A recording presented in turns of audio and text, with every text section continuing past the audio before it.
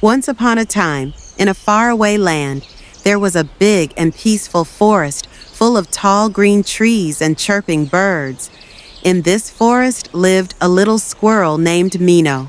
Mino was very curious and full of energy. His favorite thing was waking up early and exploring new places. One morning, Mino woke up early again, packed his little bag and said, "Today, I'll go beyond the hazelnut grove. Maybe I'll find even bigger nuts in other trees." He jumped from branch to branch, bounced through the grass, and passed through bushes. But after a while, he looked around and realized he didn't recognize anything. That rock wasn't there before, and this tree looks strange. Then suddenly he stopped and looked around. "Oh no, I'm lost. What will I do now?" he cried. His tiny heart started to race and his eyes filled with tears. Just then, he heard a slow, calm voice. "Hello, little one. Are you okay?"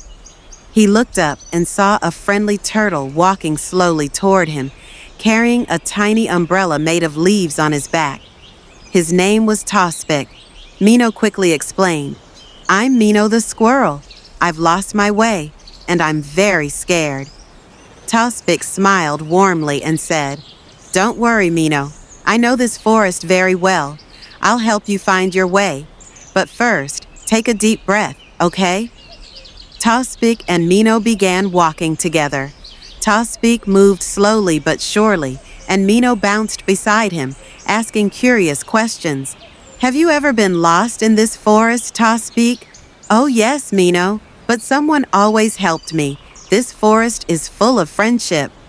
Just then, they heard a soft cry from the bushes. "Ow! Ouch!" They rushed toward the sound and found a little deer hiding in the bushes.